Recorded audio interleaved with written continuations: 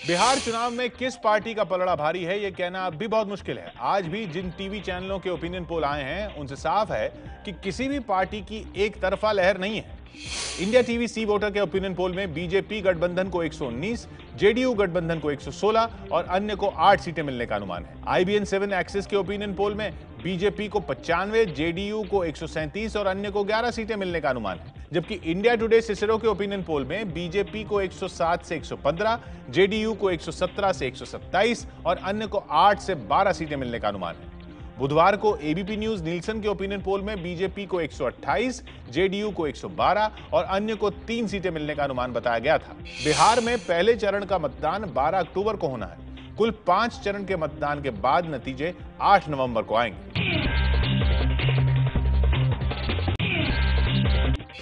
दादरी कांड पर प्रधानमंत्री नरेंद्र मोदी ने चुप्पी तोड़ दी है। बिहार की रैली में पीएम ने कहा कि हिंदू मुस्लिम साथ मिलकर गरीबी से लड़े। प्रधानमंत्री ने नेताओं को भी बयानबाजी के लिए आड़े हाथों लिया। हम सभी देशवासी, 125 करोड़ देशवासी, भारत के सबसे बड़ा मुखिया राष्ट्रपति जी ने जो कहा है उससे बड़ा कोई विचार नहीं हो सकता, उससे बड़ी कोई दिशा नहीं हो सकती, उससे बड़ी कोई प्रेरणा नहीं हो सकती। मैं देशवासियों से यही कहूंगा कि राजनीति का स्वार्थ सीधा करने के तरीके बंद होने चाहिए। 28 सितंबर की रात गोमांस रखने और खाने की अफवाह पर ग्रेटर नोएडा के दादरी इलाके में अखलाक नाम के एक युवक की भीड़ ने हत्या कर दी थी और दादरी मामले पर प्रधानमंत्री की चुप्पी पर विरोधी सवाल भी उठा रहे थे। दादरी कांड पर प्रधानमंत्री नरेंद्र मोदी की चुप्पी टूट चुकी है, लेकिन विरोधी अभी भी उन पर हमले बोल रहे हैं। विपक्षी दलों का कहना है कि नरेंद्र मोदी अपनी ही पार्टी के नेताओं के खिलाफ कार्रवाई क्यों नहीं करते। उनकी कथनी और करनी में बड़ा अंतर, और उनकी पूरी पार्टी जो एजेंडा भारतीय जनता पार्टी का है उसको बैकडोर के माध्यम से पूरा प्रचारित करने का काम कर रहे हैं। राष्ट्रपति ने जो संदेश दिया, प्रधानमंत्री ने जो स्वीकार किया, वह कार्यकर्ताओं तक बातें पहुंचे। अनावश्यक छोटी छोटी बातों पर भिड़ जाते हैं। अखलाक की हत्या के बाद महेश शर्मा, संगीत सोम, साक्षी महाराज के साथ साथ नसीमुद्दीन सिद्दीकी और ओवैसी जैसे नेता अखलाक के गांव दादरी पहुंचे थे और वहां कई नेताओं ने भड़काऊ भाषण भी दिए थे। प्रधानमंत्री नरेंद्र मोदी ने आज बिहार की रैलियों में आरजेडी अध्यक्ष लालू प्रसाद यादव और नीतीश कुमार पर जमकर निशाना साधा। मुंगेर की रैली में पीएम ने गौमांस के मुद्दे पर लालू पर हमला बोलते हुए कहा कि पहली बार हमारी लड़ाई शैतानों से है, किसी शैतान को सरकार में मत बैठने देना। वो कह रहे हैं कि मेरे भीतर शैतान प्रवेश कर गया। उनके भीतर शैतान प्रवेश कर गया। ये शैतान को यही एड्रेस कहां से मिल पाया ये मुझे समझ नहीं आया। जिसने शैतान का पता ढूंढ लिया, शैतान ने जिसका पता ढूंढ लिया है उस पते पर कभी हम देखेंगे भी नहीं मेरे भाइयों बहनों। पीएम मोदी ने कहा कि बिहार को 60 सालों तक लूटने वालों ने यहाँ का पानी और जवानी दोनों बर्बाद किया है। पीएम मोदी के शैतान वाले बयान पर भड़के लालू प्रसाद यादव। कहा, मोदी मेरा शैतान वाला बयान दिखाएं वरना सार्वजनिक तौर पर माफी मांगे। आरजेडी अध्यक्ष लालू यादव ने ट्विटर पर लिखा है, मोदी अपने मनगढ़ंत शैतान से बिहार को और अपमानित न करें। मैं मोदी और मीडिया के उनके कुछ चाटुकारों को चुनौती देता हूं कि मेरा वो बयान दिखाएं। मोदी ने मेरे बहाने तमाम दलितों और पिछड़ों को शैतान कहा है। दलितों और पिछड़ों की गोलबंदी से हताश आप शैतान के पीछे छुपने की कोशिश कर रहे हैं। मोदी को चैलेंज करता हूं कि वो मेरा शैतान वाला बयान दिखाएं वरना सार्वजनिक रूप से सभी बिहारियों को शैतान कहने के लिए तुरंत माफी मांगे। लालू यादव के बीफ वाले बयान पर हमला करते हुए पीएम मोदी ने कहा कि पहली बार उनकी लड़ाई शैतानों से है, इसलिए किसी शैतान को गद्दी पर बैठने मत देना। बिहार में पीएम मोदी ने ताबड़तोड़ रैलियां की। बेगूसराय में भी पीएम मोदी ने एनडीए के लिए चुनाव प्रचार किया। पीएम मोदी के निशाने पर यहां भी रहा महागठबंधन। बेगूसराय में पीएम मोदी ने कहा कि महागठबंधन में बिग बॉस जैसा माहौल है, जहां कोई एक दूसरे की शक्ल नहीं देखना चाहता। मोदी ने कहा कि बिहार की जनता को इस बिग बॉस से बचाना है। ये महास्वार्थ बंधन कुछ नहीं है, ये बिग बॉस का घर है, बिग बॉस का घर। उसमें जितने भी लोग हैं वो बिग बॉस के घर की तरह एक दूसरे के साए से भी डरते हैं। बेगूसराय के अलावा पीएम मोदी ने मुंगेर, नवादा और समस्तीपुर में भी रैलियां की। बिहार में पहले चरण का मतदान 12 अक्टूबर को है। आरजेडी अध्यक्ष लालू यादव का मोदी अमित शाह की जोड़ी पर निशाना। कहा, मोदी को धकेल कर पीएम बनना चाहते हैं अमित शाह। दिल्ली को उलट देगा ये सब। इनके पार्टी के अंदर भी मैंने कहा ना कि अमित शाह इसी बीच में इनको ढकलवा के प्रधानमंत्री बनना चाहते। सावधान हो जाइए मोदी जी, जितना दिन के था आपका हो गया, अब अमित शाह आजमा रहे हैं। लालू यादव ने पीएम मोदी को बड़बोला बताते हुए ये सवाल भी किया कि अब वो महंगाई, बेरोजगारी और काले धन के मुद्दे पर खामोश क्यों हैं। लालू यादव ने पीएम मोदी को ये चुनौती भी दी कि वो आरक्षण नीति की समीक्षा करने वाले संघ प्रमुख मोहन भागवत के विचार का विरोध करके दिखाएं। बिहार चुनाव में टिकट पा रहे एनडीए उम्मीदवारों को समझ ही नहीं आ रहा कि वो क्या बोलें। एक उम्मीदवार तो टिकट पाने के बाद अपने ही गठबंधन के सफाई की बात कर बैठा। ये है रामनाथ रमण। रामनाथ को वैशाली के राजापाकर सुरक्षित सीट पर लोक जनशक्ति पार्टी ने टिकट दिया है। अचानक टिकट मिलने से कंफ्यूज्ड रामनाथ एनडीए के ही सफाई की बात करने लगे। आप भी सुनिए। एनडीए का लारा है, मोदी जी का लारा है। जो लोग सामने आ जाएंगे उनका सफाया हो जाएगा। मोदी जी का लारा एकदम नरेंद्र मोदी जी का लारा है पूरे बिहार में। और एनडीए का कहीं कोई नाम पता नहीं रहेगा। और उसके बाद यूपीए का तो नाम नहीं लीजिए। जब वो नहीं है तो एनडीए का है, सफाया हो जाएगा बिहार से। दरअसल ये सीट पासवान के छोटे भाई को मिलने की चर्चा थी, लेकिन आखिरी वक्त में ये सीट रामनाथ को मिल गई। बिहार चुनाव के बाद अगली खबर में देखिए, दादरी कांड पर मुलायम सिंह ने किन नेताओं पर किया है इशारा।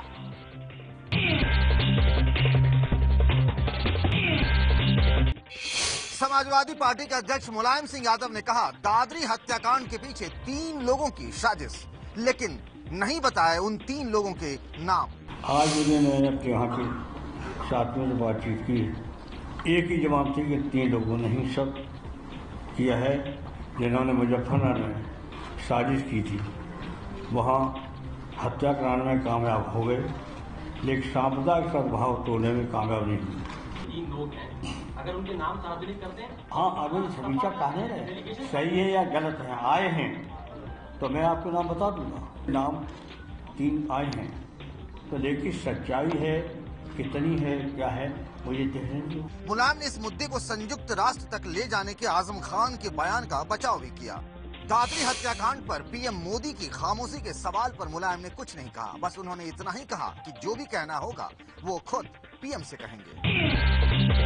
यूपी के शहरी विकास मंत्री आजम खान के संयुक्त राष्ट्र को चिट्ठी भेजे जाने का पार्टी में विरोध शुरू हो गया है। एसपी के वरिष्ठ नेता और एमएलसी यशवंत सिंह ने कहा है कि आजम खान का यूएन में शिकायत करना निंदनीय है।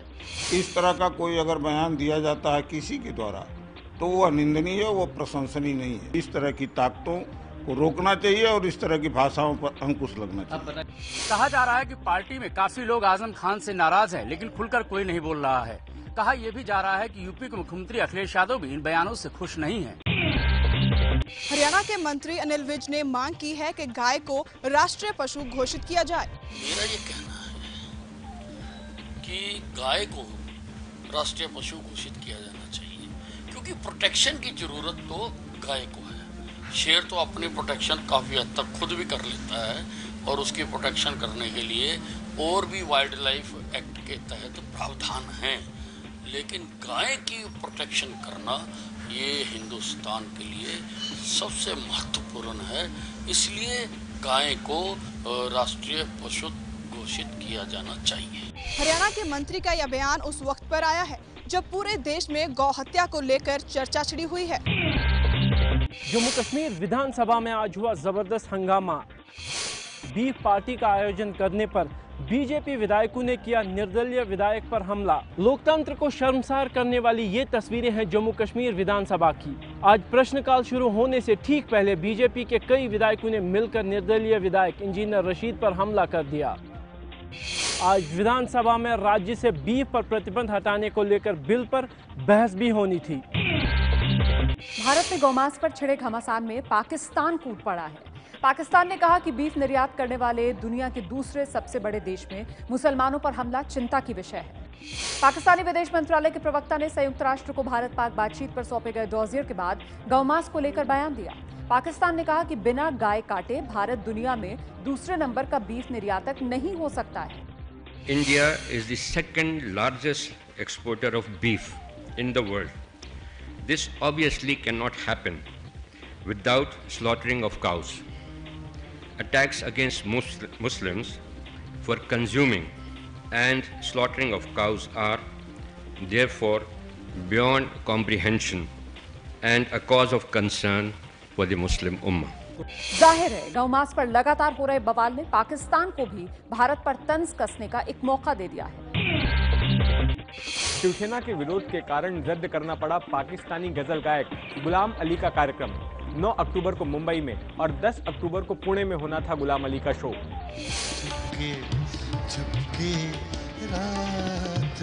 चुपके चुपके रात दिन आंसू बहाना याद है, हंगामा है क्यों बरपा जैसी मशहूर गजलों से लोगों का दिल जीतने वाले गजल गायक गुलाम अली का कंसर्ट रद्द हो गया है। गुलाम अली का ये कार्यक्रम भारत के बड़े गजल गायक जगजीत सिंह की चौथी पुण्यतिथि पर मुंबई में 9 अक्टूबर को होना था, लेकिन शिवसेना के कड़े विरोध के कारण कार्यक्रम रद्द करना पड़ा। गुलाम अली का पुणे का कार्यक्रम भी इसी वजह से रद्द कर दिया गया है। शिवसेना का कहना है कि वो पाकिस्तान के किसी भी कलाकार को भारत में कार्यक्रम नहीं करने देगी। प्यार लेके प्यार भरे पैगाम लेके जाते हैं और खुशियां लेके आते हैं, खुशियां देते हैं। हमारा तो काम ही यही है, टेंशन वाला काम नहीं है। बॉर्डर की या कहीं की भी टेंशन हो, मुल्की लेवल पे टेंशन अव्वल तो होनी नहीं चाहिए, अव्वल तो होनी नहीं चाहिए, क्योंकि बाहर हम जाते हैं अमेरिका कनाडा वगैरह वगैरह, तो इस तरह पता नहीं चलता कि कनाडा से हम अमेरिका में आ गए हैं या अमेरिका से किस वक्त आ गए हैं। कदम रखना तो सारा सुकून होता है हर जगह, तो ऐसा ही होना चाहिए। मुंबई में कॉन्सर्ट रद्द होने के बाद मशहूर गजल गायक गुलाम अली को पश्चिम बंगाल की मुख्यमंत्री ममता बनर्जी और दिल्ली की केजरीवाल सरकार ने कॉन्सर्ट का न्योता दिया। पाकिस्तानी गजल गायक गुलाम अली के समर्थन में उतरते हुए ममता ने कोलकाता में कॉन्सर्ट करने का न्योता दिया है। उन्होंने ट्वीट किया कि संगीत की कोई सीमा नहीं होती, संगीत तो दिल की धड़कन की तरह है। गुलाम अली का कॉन्सर्ट कोलकाता में कराया जा सकता है, हम हर इंतजाम करेंगे। केजरीवाल सरकार ने भी गुलाम अली को दिल्ली में शो करने का न्योता दिया है। पाकिस्तानी कलाकारों के खिलाफ शिवसेना की धमकी के बाद मुंबई और पुणे में कॉन्सर्ट रद्द हो चुका है। पाकिस्तानी गजल गायक गुलाम अली का कार्यक्रम रद्द होने पर लेखिका तस्लीमा नसरीन ने सवाल उठाया है। तस्लीमा ने पूछा है कि क्या हिंदू सऊदी अरब बन रहा है भारत। तस्लीमा ने ट्विटर पर लिखा है कि शिवसेना की धमकी के बाद पाकिस्तानी गायक गुलाम अली का कार्यक्रम रद्द हो गया। भारत हिंदू सऊदी अरब बनता जा रहा है। गुलाम अली कोई जिहादी नहीं है, वो एक गायक हैं। कृपया जिहादी और गायक के बीच के फर्क को समझने की कोशिश करें। तस्लीमा को कट्टरपंथियों के विरोध के कारण 1994 में अपनी मातृभूमि बांग्लादेश को छोड़ना पड़ा था। कई बरस वो भारत में भी रही।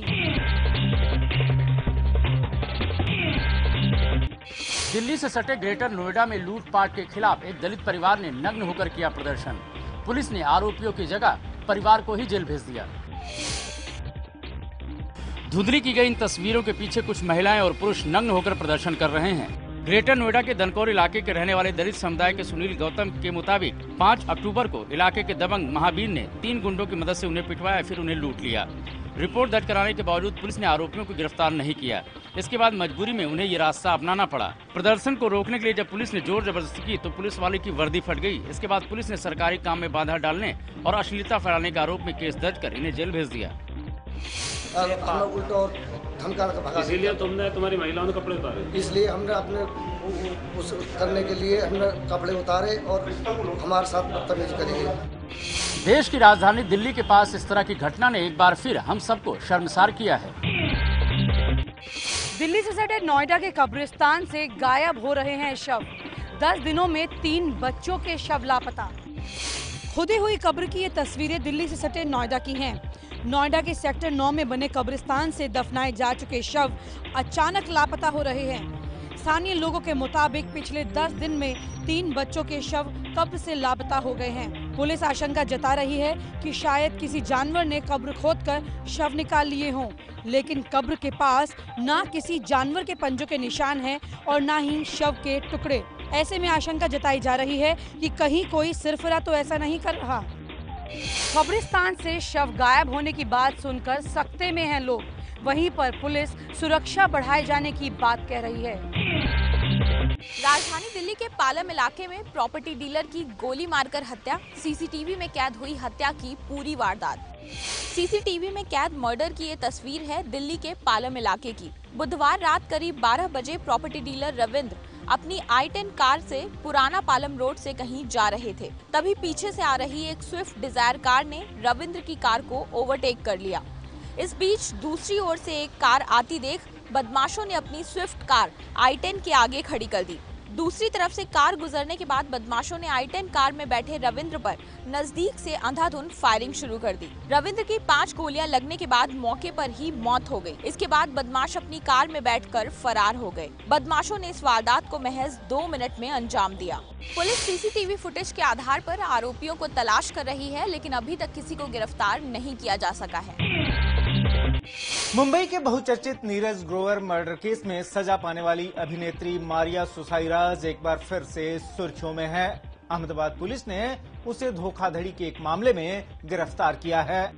कन्नड़ फिल्मों की पूर्व अभिनेत्री मारिया सुसाइराज को अहमदाबाद के नरोरा इलाके में आज पुलिस ने गिरफ्तार किया। मारिया पर हज यात्रियों से 2 करोड़ 68 लाख रुपए की धोखाधड़ी का आरोप है कि मारिया ने अपनी दोस्त पारोमिता के साथ मिलकर एक टूर एंड ट्रेवल्स कंपनी बनाई और फिर वडोदरा की एक कंपनी के साथ मिलकर हाजियों से टिकट बुक कराने के बहाने पैसा लिया और फिर उन टिकटों को कैंसिल कर दिया।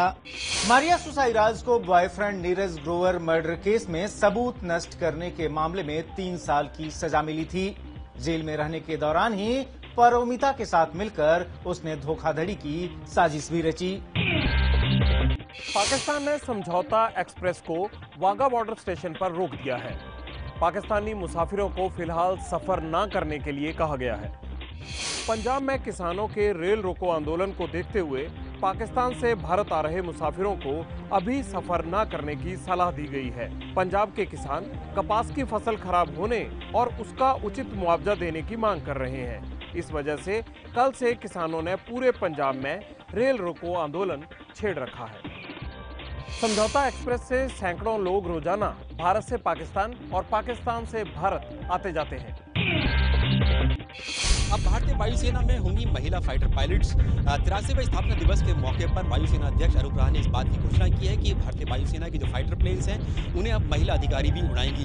ये पहली बार ऐसा हुआ है कि देश में जो कॉम्बैट आर्म्स हैं, यानी कि जो आर्म्ड फोर्सेज हैं, उनकी जो कॉम्बैट आर्म्स होंगी उसमें महिला अधिकारी भी शामिल हो सकती हैं। इससे पहले तक भारतीय वायुसेना में जो पायलट्स होती थी महिला अधिकारी, वो सिर्फ और सिर्फ जो नॉन कॉम्बैट आर्म्स होते हैं, जो ट्रांसपोर्ट हेलीकॉप्टर्स या फिर एयरक्राफ्ट होते हैं, उन्हें उड़ा सकती थी। लेकिन अब भारतीय वायुसेना अध्यक्ष ने साफ कर दिया है कि इस बात का प्रपोजल सरकार को दे दिया गया है, रक्षा मंत्रालय को दे दिया गया है कि अब भारतीय वायुसेना में महिलाएं जो हैं वो फाइटर पायलट्स बनने के लिए तैयार है। यानी कि अगर लड़ाई होती है, युद्ध होता है, तो ऐसी परिस्थिति में खुद जो महिला जो पायलट्स होंगी वो फाइटर प्लेन्स उड़ाएंगी। और साथ ही उन्होंने ये भी कहा कि अगर जरूरत पड़ी भविष्य में तो वो दुश्मन की सीमा में घुसकर भी अपने ऑपरेशंस कर सकती हैं।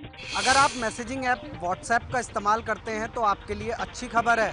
अब आप अपनी मीडिया फाइल्स का बैकअप गूगल ड्राइव पर भी ले सकते हैं। मशहूर मैसेजिंग ऐप व्हाट्सएप ने गूगल के साथ कंटेंट बैकअप के लिए करार किया है।